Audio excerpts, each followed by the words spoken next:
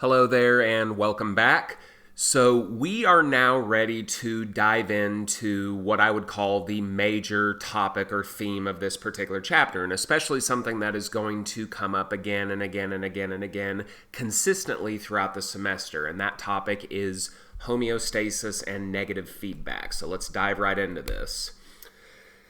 So we've already gotten kind of a framework for what homeostasis is in somewhat vague terms. So the way we defined it before is that homeostasis is more or less your body's attempt to keep internal conditions constant, even though those conditions are always trying to change. So things naturally try to change. Our body is trying to resist those changes. So your body, for a number of different parameters, like your blood pressure, like your body temperature, like your blood glucose, like the amount of oxygen in your blood, and the list goes on, for each of those parameters, your body is going to employ a number of different mechanisms that are meant to ensure that those things do not change too much. Now, in this graph that you're looking at, we are looking at body temperature homeostasis. So you'll notice that that black line that you see right there, that black horizontal line, which is right at what you expect your body temperature to be on average, which is 98.6 degrees Fahrenheit. So that's kind of accepted, the average expected body temperature in most people. But you'll notice the data in green there fluctuate about that point. So your body temperature at any given time, according to this graph, could be as low as 97 degrees and as high as 99, and that is actually normal. So we need to define a couple of things here. That 98.6 degree value is what we call the set point. So the set point is, on average, what do we expect that parameter to be most of the time? Doesn't mean it's always going to be that. It means if I were to take your temperature every hour for all 24 hours of the day, on average, if I averaged all 24 values together, I would expect to get about 98.6 degrees Fahrenheit.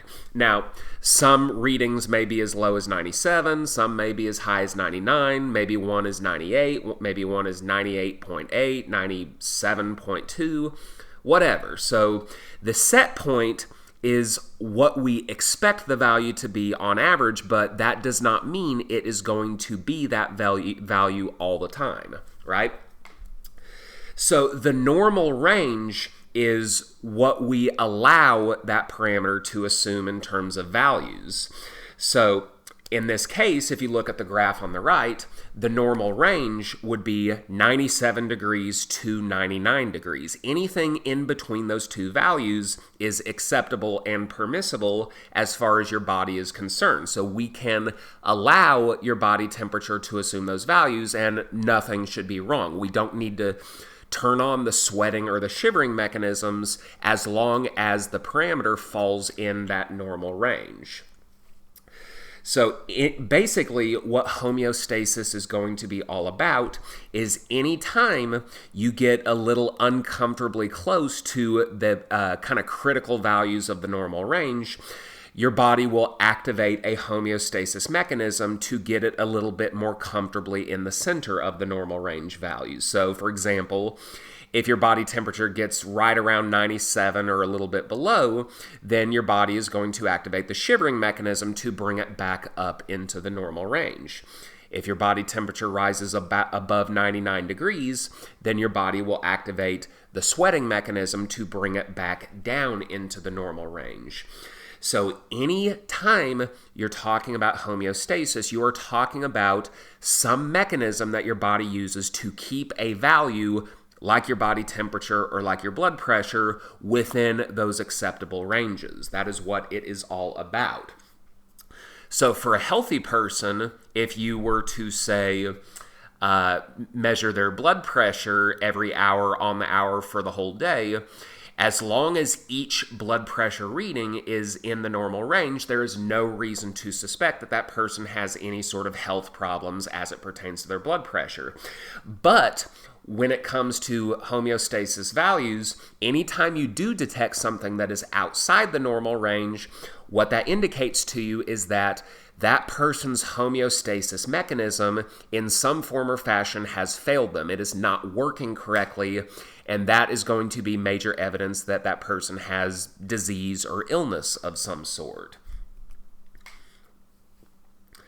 So we are going to go through many homeostasis mechanisms throughout the semester. We've already gone through body temperature. We'll go through blood glucose when we get to the endocrine system. We'll go through blood pressure when we get to the cardiovascular system. But what every homeostasis loop pretty much has in common is that most of them are of the negative feedback variety. Well, what the heck do we mean by that? So what a negative feedback mechanism does is it ensures that once you have corrected whatever the initial problem was, the initial problem which is called the stimulus here, once you have made that correction, the negative feedback should ensure that the whole mechanism gets shut off on its own, meaning that we don't overcorrect things. So for example, if you look on the far right there and your stimulus is your body temperature is too high, okay, well, we're going to sense that somehow, and we're going to activate the sweating mechanism, which is meant to cool your body. Well, what negative feedback is doing for us is making sure that we don't cool the body too much. Without the negative feedback in place, that cooling, that sweating mechanism would stay on indefinitely, and then we would end up with a new problem, which is now the body is too cold. So negative feedback is absolutely perfect for most homeostasis mechanisms because it allows us to detect a stimulus, whether it's something's too high or something's too low, make a correction, and then once that correction is made, we shut the mechanism off until it is time to activate it again. So we only make corrections at the appropriate times, and once that correction has been made, we shut the whole thing off. So a perfect real-world example of how this works is if you consider the HVAC unit in your home, whether you're using your air conditioner during the summer months, your heater during the winter months. So perfect example of negative feedback in action is how those two things work in concert with the thermostat in your house or in your apartment. So I posted a separate video on this very topic using air conditioning and heating as an example. So that should be posted, and I recommend you go ahead and check that out before you go any further here. So once you've checked that out, we can go ahead and start talking about different components that every homeostasis loop is going to have. So every homeostasis loop is going to have a stimulus, a sensor, an input and output signal, a control or integrating center, an effector, and finally a response. So as we go through several different examples here, you are going to become familiar with what each one of those does and what its responsibility is. So since we've already talked about sweating and shivering, air conditioning and heating, let's go ahead and make sure that we understand something that I want to point out to you to make sure that you don't kind of pass this by without realizing this. So most of our homeostasis mechanisms are going to come in pairs. What I mean by that is for a parameter like, say, your body temperature, we need to have two different mechanisms in place to make corrections. One for when your body temperature is too high and one for when it is too low. So if we are using your core body temperature as an example, consider what happens when your body temperature gets too high. Okay, you sweat. We activate the sweating mechanism. We know that sweating is effective in reducing your body temperature, but it's not going to be any good for raising your body temperature when you get too cold. That's what the shivering is for. So similarly, shivering is going to be highly effective in raising your body temperature, but not in reducing it. So the whole point that we're trying to make here is that for something like your body temperature that we want to keep bifurcated in between a normal range, we don't want it to get too high, we don't want it to get too low. Well, the only way we can maintain body temperature within that normal range is if we have a mechanism to correct it when it gets too high. That's what sweating's all about. And we have a mechanism to correct it when it gets too low. That's what shivering is all about. So these types of mechanisms are called antagonistic mechanisms, and you are going to see throughout the semester that for just about any type of homeostatic parameter that we talk about, we need a pair of antagonistic mechanisms to keep that parameter within the normal range. So I will make sure to point those mechanisms out when they become relevant. But since we've kind of focused on sweating and shivering for now, we can go ahead and use it as our example. Now, we've already talked about heating and air conditioning as a real-world example, but if we're really going to see firsthand what all the different components of a homeostasis loop are doing in terms of their purpose and their responsibilities, consider this example here. So what we're looking at is a fish tank. So you've got a little fishy in there swimming. It's swimming in the water, obviously. So the thing for us to consider here is that fish only really like to swim in water that is within a narrow range of temperature. So, we've got that in common with them. We talked about how, as humans, we need a narrow range of temperature in order to survive. Well, fish are no different. So the idea here is that this fish is going to want to swim in water that is right around 29 degrees Celsius. So that's Celsius, right? So don't get the idea that it's swimming in freezing cold water here. So 29 degrees Celsius, that's fairly warm, maybe just north of 80 degrees Fahrenheit, thereabouts. So the fish wants to swim in water that is not too hot and not too cold, right? So what we have here is we have a mechanism in place to heat the water up when it gets too cold. If this fish tank is inside, we don't really need to worry too much about it getting too warm, so we just need the one mechanism to make sure that it doesn't get too cold. So if you look here, and these things are numbered so you can kind of follow along chronologically, we are considering a case where the water is too cold. So the water temperature is about 25 degrees Celsius. So that's really low. So most homeostatic mechanisms would not let a parameter get so far below the set point. We're just kind of using a drastic example here. So the water temperature is 25 degrees. So that is our stimulus, right? So our stimulus is always going to be basically, what's the problem? Something's too high, something's too low. Body temperature's too high, blood glucose is too low. Blood pressure is too high, oxygen is too low. So your stimulus is always going to refer to some parameter, something that you can put a number on, and that something is either above the normal range or below the normal range. So the way that we activate mechanisms like this, well, if we have a stimulus, if something's wrong, that something is only going to get fixed if we have a way to sense when it becomes a problem. So if, for example, you are walking down the street and you see a house on fire, well, say you call the fire department, well, the only way that house is going to get the fire put out is if someone noticed the fire to begin with, right? So that is what a sensor is for. So in that case, you are the sensor because you are the one that saw the fire and reported it. So in this particular case, we have a thermometer that is suspended within the water. This thermometer is measuring the temperature of the water, and then once it realizes that the temperature of the water is too cold, it senses that and then is able to send a message to someone that is able to coordinate a response. So to make sure that we understand here, the sensor in a homeostatic mechanism, all it does is it measures the parameter being measured. So in this case, the thermometer measures the temperature of the water.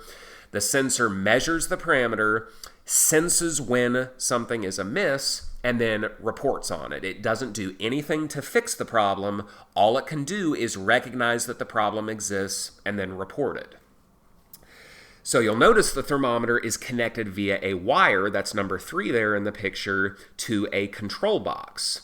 So when the thermometer senses that the water is too cold, it sends an electrical message through the wire, and that message is what we call the input signal. So the input signal is a message, the message which says the water is too cold, we need to do something about this. But like we said, the sensor cannot do anything to fix the problem itself. So it sends this message to something or someone who can coordinate and activate the homeostasis mechanism. So in this case, this would be our control or integrating center. So the control center is going to receive the input signal from the sensor. Again, that message says something's wrong, we need to fix this. So what makes the control center special is that it has some amount of processing power and the ability to make a decision as to what is the best way to fix this problem. So in this particular case, the control box, which I'm sure contains computer chips and things of that nature, receives the message that says the water is too cold, and it figures out a way to heat the water up. So in this case, the control center, the control box, is connected via a wire to a heating coil. So after the control box figures out the best way to go about fixing this problem, it sends a message of its own, this message being called the output signal, to the heating coil, and that output signal, that message says, okay, this is how we're going to fix the problem. You need to turn on. You need to start radiating heat so that you can heat up the water. So the output signal in a homeostasis loop is always going to go from the control center to an effector or a target. So effector, target, they're both the same thing. So the effector in this case is the heating coil itself. Your effector in any homeostasis loop is always going to be whatever is directly responsible for fixing the problem. So if the fire department shows up to put out a fire, you could say the effector in that case is either, you could say it's the fire department itself, you could say it's their water hoses, the water itself.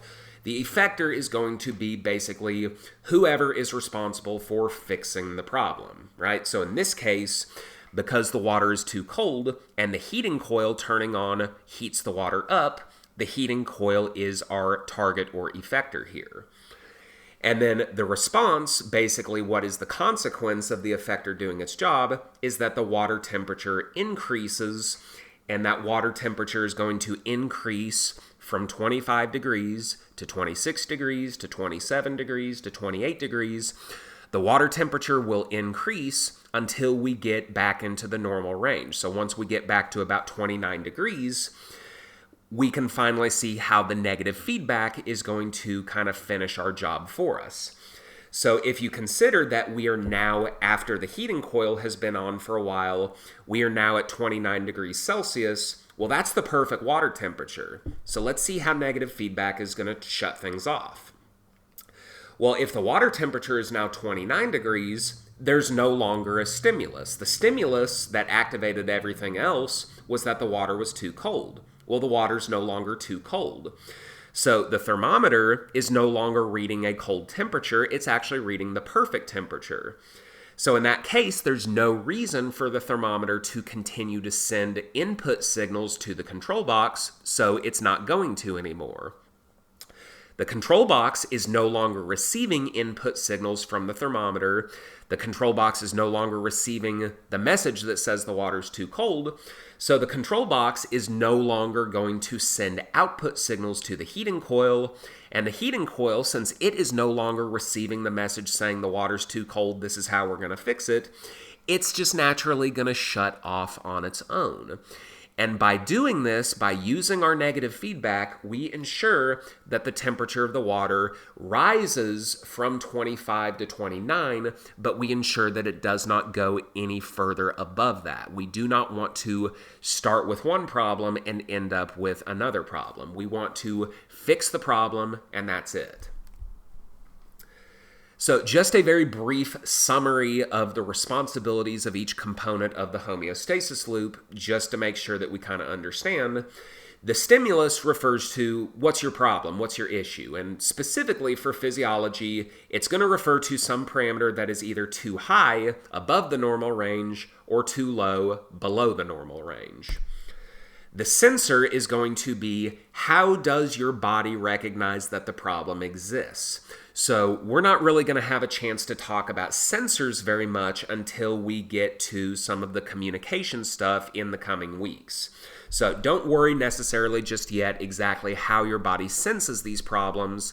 It's okay for now to kind of take it for granted that it does it somehow. We'll get into the specifics on that much later.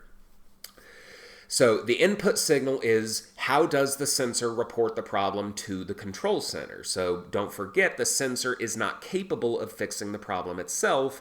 All it can do is sense the problem and then report it. The integrating or control center has to receive information about not only one parameter, but many parameters, and it has to be able to organize and mobilize strategies for countering deviations from the set point for each. So you probably suspected this by now, but in the human body, your most common control center is your brain. Not really surprising, right? So what your brain is having to do is constantly receive information about things like your blood pressure, your breathing rate, how much oxygen and carbon dioxide are in the blood, what's the content of the blood itself in terms of water and sodium and potassium and things of that nature. So your brain is being inundated with all this information. Well, your brain thankfully has enough processing power to separate these incoming pieces of information and decide for each one what is the correct course of action to keep that parameter within the normal range. But that is not to say that the brain is the only control center in the body. So as we kind of go throughout here, we will see some examples of things other than the brain acting as control centers. The output signal is the set of instructions provided by the integrating center or control center that details exactly how do we fix the problem. And the component that is going to fix the problem after it receives the instructions from the control center, that is your effector. So your effector in physiology is going to refer to some cell, some tissue, or some organ that receives a message from the control center and starts doing something in such a way that we fix the problem. So let's go through a couple of actual physiological examples here just to kind of give you an idea here. Now, both of these examples are going to involve some information from future chapters, so don't sweat the nitty-gritty physiological details just yet. We're going to get to those in good time. What I want you to pay attention to for right now is make sure that you can kind of recognize the different components of the homeostasis loop itself. So this first example here is a case of hyperglycemia, meaning that our stimulus here is going to be blood glucose that is above the normal range. So if our blood glucose is high, that is going to be sensed by a particular endocrine gland. In this case, we are talking about the pancreas. And then the pancreas is going to respond by making a hormone called insulin, so stuff that you've heard of before. So if we go ahead and stop here and start assigning roles and responsibilities here, the high blood glucose, of course, is our stimulus. So something too high, something too low. The blood glucose is too high, so that is our stimulus. Well, you might be surprised to find out here, it is very possible, and it's not really all that uncommon, that a particular organ can act and double as both the sensor and the control center. So in this particular case, your pancreas is not only acting as the sensor in terms of recognizing that the blood glucose is too high, but it also acts as the control center in terms of interpreting that sensory information and coming up with the best response. So really, we do not have an input signal here, you might have noticed. Our output signal, though, is the hormone insulin. So we'll get to some of this stuff in the communication stuff in the future, but a hormone represents a way to send a message over a long distance. So the hormone insulin in green here represents a message that says, this is how we're going to bring the blood glucose down. It is a message sent from the pancreas to effector tissues like the liver, like adipose tissue, and like skeletal muscle. So the effector receives the insulin message and then will start storing some of that glucose from the blood in the liver as a big polymer called glycogen. And by doing that, we reduce the amount of glucose in the blood, and then, as we've said before, negative feedback should ensure that the whole thing shuts down. Once we get the blood glucose back into the normal range, the pancreas no longer senses a problem, it stops secreting insulin, and the whole mechanism should shut down on its own. And then, just as a reference, if you are interested, the normal range for blood glucose is about 70 to 110 milligrams per deciliters. So just so you can kind of have a frame of reference for what would constitute high blood glucose. So this example here should look a little bit more familiar to you. So this is just the body temperature example that we've been kind of rolling with here. But this should be a nice example to look at because it's going to look a little different than the prior example. So hypothermia, your body temperature is too low. So this is going to be a case kind of more commonly where the brain is acting as your control center, kind of like what we discussed before. So specifically, the sensor in this mechanism is a region of the brain called the hypothalamus.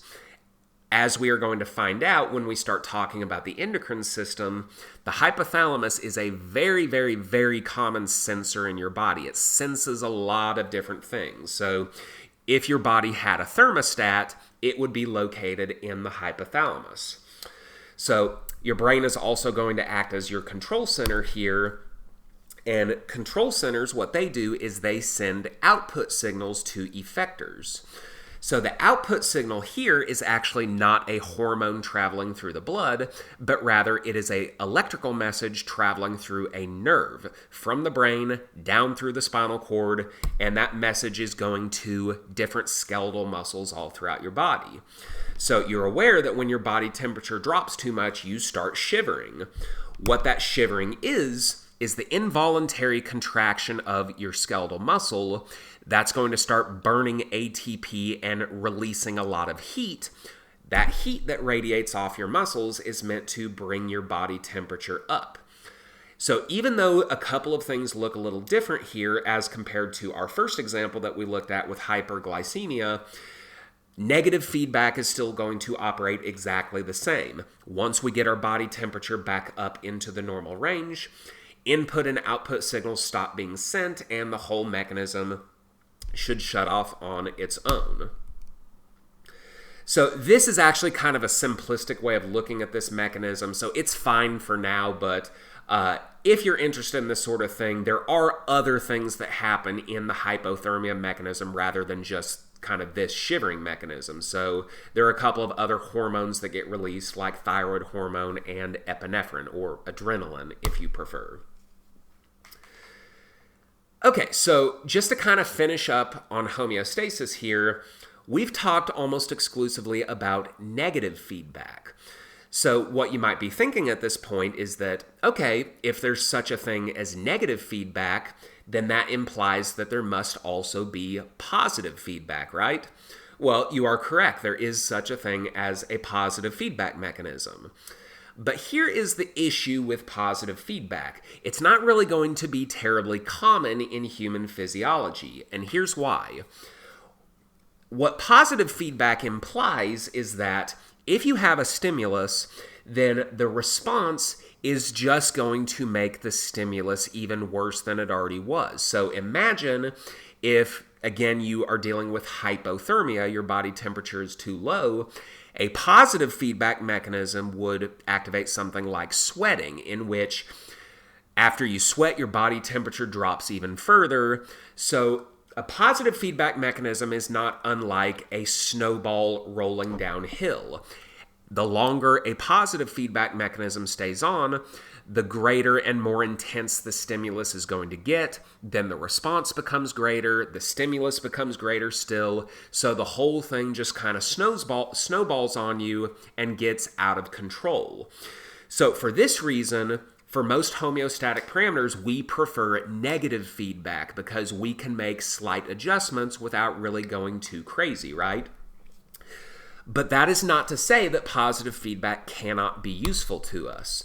There are actually a couple of set of circumstances in which positive feedback is exactly what we need. In this case, the example we're looking at is childbirth. So if you look at this situation right here, we have a baby that is just about ready to be born. So we're about 9 months into the gestation period. Mom is just about fit to pop, so we are ready at this point to have this baby. So what is going to start this mechanism, and you'll notice we do have sensors and control centers and those sorts of things in this mechanism. The stimulus that starts the whole process is that once the baby gets nice and big, it's going to start descending down into the birth canal. Specifically, what the baby is going to do when it starts descending is it is going to start pushing against the cervix. Well, the cervix contains sensory, very sensitive tissue that detects that pushing force that the baby is putting against it. So the stimulus is the baby pushing against the cervix, and the sensor is going to be the tissue of the cervix itself. So the cervix is going to report that information through nerves that go up through the spinal cord and up to the brain. It's sending information, an input signal to the brain that says, okay, this baby is putting pressure on the cervix. So the brain receives that information, and the brain is going to stimulate the posterior pituitary gland to secrete a hormone called oxytocin. So in this case, oxytocin will be our output signal. The pituitary would be our control center here. The oxytocin is our output signal that travels through the blood to the tissue of the uterus. The uterus contains smooth muscle that will receive that oxytocin, respond to it, and start contracting. So when the uterus starts contracting, that is going to push the baby further down into the birth canal, and guess what that's going to do to the stimulus? It's going to make the stimulus more intense. So when the uterus starts contracting and the baby starts descending even further, the baby is now putting even more pressure on the cervix than it was initially. Well, guess what that's going to do? That's going to send more messages to the brain. We are going to release even more oxytocin. That's going to get to the uterus, cause it to contract more forcefully. The baby descends further and puts more pressure on the cervix. We send another message to the brain. We secrete more oxytocin. So this is how a positive feedback mechanism works. Everything just kind of goes in a circle, and the circle gets more and more and more intense the longer it has been on. So this is our issue here. We don't really have a clear way for a positive feedback mechanism to be shut off. But the only positive feedback mechanisms in human physiology that will be of any use to us are ones that can be shut off. So look at this situation that we have described here and think about how are we going to shut this mechanism off. There is something that is going to happen here that is going to ensure that there is no longer a stimulus. So you might want to pause the video at this point, think about it for just a minute, and then once you've come up with your answer, you can start the video again. So eventually, as I'm sure you identified, eventually the baby's going to be born, right? So eventually those uterine contractions is going to push the baby out through the birth canal into the welcoming arms of the doctor or the maternity nurse. So if there's no longer a baby in the uterus, there's no longer a baby pushing on the cervix. So at that point, the stimulus has disappeared. So even though this is what we described as a positive feedback mechanism, we still have to have some negative feedback mechanism available to us to shut the positive feedback one off. And in this case, what ensures that eventually the positive feedback stops is our understanding that, okay, the baby's going to be born at some point, right? All right, so that is going to do it for this video. We've had a very long and hopefully productive discussion on homeostasis. Believe me when I say we are definitely not done talking about homeostasis. We're never going to be done as long as this semester is still going on. So I hope you will take that to heart and commit yourself to really getting to know homeostasis well, because, like I said, we're going to see an awful lot of it. So we will go ahead and wrap this video up here. The very last thing for us to tackle in this chapter is anatomical terminology, body cavities, and medical